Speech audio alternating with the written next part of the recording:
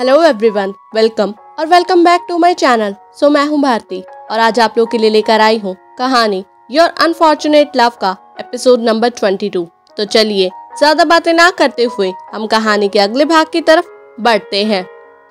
वो प्रेम के हाथ से उस सिल्वर ब्रेसलेट को ले लेती है और अपने गले से लगाकर तेज तेज रोने लगती है। प्रेम गाड़ी स्टार्ट करता है और मंदिर की ओर बढ़ने लगता है। कुछ समय बाद गाड़ी मंदिर के सामने आकर रुक जाती है। अब तक रायमा के आंसू भी सूख चुके थे। कुछ समय के सन्नाटे के बाद प्रेम रायमा से कहता है, तुम चाहो तो एक बार ये डील मैरिज के पेपर्स पढ़ भी सकती हो। वैसे मैंने साफ तौर पर लिखा है कि जैसे ही तुम्हारा मेरे मकसद पूरा हो जाएगा, यानी कि तुम्हें प्रॉपर्टी में हिस्सा और मुझे सारा सच पता लग जाएगा, हम अलग हो जाएंगे। रायमा सुन तो सब लेती है पर वो कोई जवाब नहीं देती।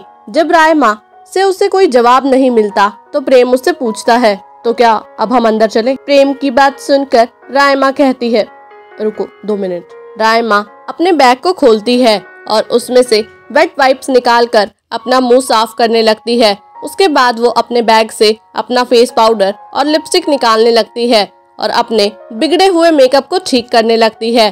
प्रेम ये देखकर उससे कहता है, हाँ कर लो थोड़ा मेकअप, अच्छी लगोगी।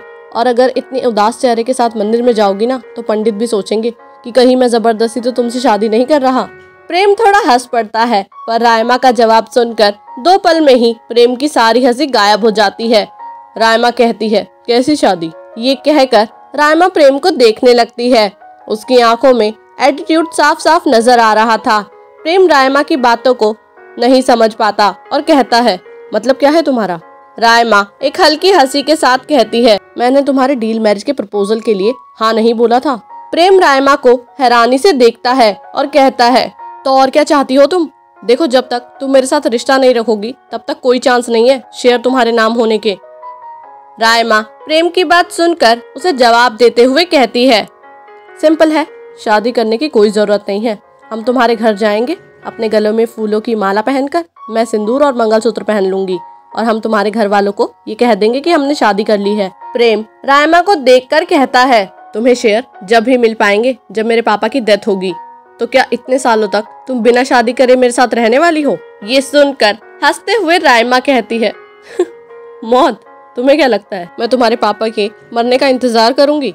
एक बार बस मैं तुम्हारे घर में घुस जाऊं, उसके बाद मैं ऐसे हालात खड़े कर दूंगी कि तुम्हारे पापा को मेरी मांगे पूरी करनी ही पड़ेंगी। देखो सीधी सी बात है, तुम्हें सच जानना है और मुझे वो चाहिए जिस पर मेरा हक है, यानी कि मेरा बिजनेस जो फिलहाल तुम्हारे पापा का है। रायमा की बात सुनकर प्रेम कहता है, मेरे पापा के बिजनेस पर तुम्हारा हक कैसे हुआ? रायमा गाड़ी से उतरते हुए प्रेम को जवाब देते हुए कहती है, वो सारी बातें करने का और समझने का वक्त नहीं है मेरे पास। अब जाओ जल्दी से उतरो और तैयार हो जाओ इस नकली शादी के लिए। ये कहकर रायमा गाड़ी से उतरती है और पास की एक फूल माला की दुकान पर जाती है। प्रेम अभी भी गाड़ी के अंदर ही बैठा था। वो ये देखकर हैरान था कि इस लड़की को फंसाना इतना आसान नहीं था। प्रेम जब रायमा को दूर एक दुकान पर खड़ा देखता है तो वो तुरंत अपना फोन निकालता है और अनुराग को फोन करता है। प्रेम अनुराग से कहता है, डैड बाजी उल्टी पड़ गई, उसने मुझसे शादी करने से साफ साफ इनकार कर दिया। आपने बोला था ना कि अगर एक बार ये शादी के लिए मान गई तो मैं इससे शादी करूं और उसके बाद सारी चीजें हमारे कंट्रोल में आ जाएंगी, पर यहाँ तो ऐसा कुछ नहीं हुआ। प्रेम की बात सुनकर अनुराग कहता है, कुछ भी करो पर उसको शादी के लिए मनाओ। देखो प्रेम, अगर वो तुमसे शादी कर लेगी तो तुम्हारे और उसके बीच में ऑफिशियल रिश्ता बन जाएगा। हर समय वो हमारे घर में ही रहेगी, जिस वजह से मुझे अच्छा मौका मिलेगा उसे ठिकाने लगाने का। वरना एक बार उसने तुम्हारी और मेरी माँ का सच सबको बता दिया तो बहुत बड़ी गड़बड़ हो जाए। जल्द से जल्द हमें रायमा को मारना होगा। अनुराग की बात सुनकर प्रेम कहता है, डैड वो लड़की बहुत चालाक है, इतनी आसानी से हमारी बातों में नहीं आएगी। प्रेम की बात सुनकर अनुराग कहता है, जैसे मैंने बोला था क्या तुमने वैसा ही किया? उसके पापा का नाम लिया तुमने, वो जरूर टूटी होगी ये बात सुनकर।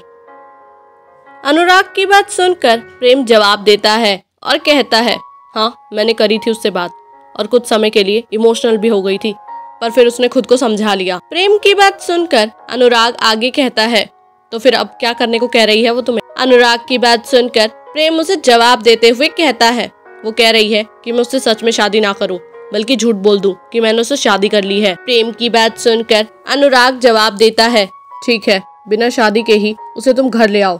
इस दुनिया में बहुत नाम है हमारा। मैं घर के बाहर कुछ भी गलत काम ना खुद कर सकता हूँ और ना ही किसी और को हाथों से करवा सकता हूँ। मैं किसी पर विश्वास नहीं कर सकता, अपने परिवार वालों को छोड़कर।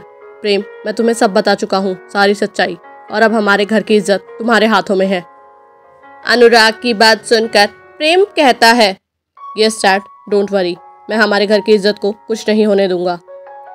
इतना कहकर प्रेम फोन रख देता है और गाड़ी से उतरकर रायमा की तरफ जाने लगता है। उसकी आंखों में गुस्सा और अपने घर की इज्जत बचाने के लिए कुछ भी करने का जज्बा साफ साफ देखा जा सकता था। जब रायमा दुकान पर थी तो उसके पास एक फोन आता है। फोन की दूसरी तरफ करण था। वो रायमा से सवाल करता है, ठीक हो ना तुम? करण की बात सुनकर रायमा उसे जवाब देते हुए कहती है, हाँ क्यों, कुछ काम था क्या? रायमा की बात सुनकर करण कहता है, प्रेम का फोन हैक कर लिया है। उसके फोन पर जो कुछ भी होगा वो सब मुझे दिखेगा और उसे पता नहीं लगेगा कि उसका फोन हैक हो चुका है। अभी अभी उसने अनुराग से बात की है। क्या बात हुई ये तो मुझे नहीं पता, पर 5 मिनट तक उन दोनों की बात हुई है। इतने में ही प्रेम रायमा के पास आकर खड़ा हो जाता है। रायमा करण को कहती है, थैंक यू।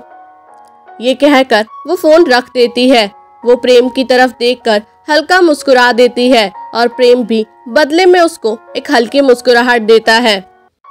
आखिर अनुराग ने कौन सी सच्चाई प्रेम को बताई है? क्या प्रेम कभी असलियत तक पहुंच पाएगा?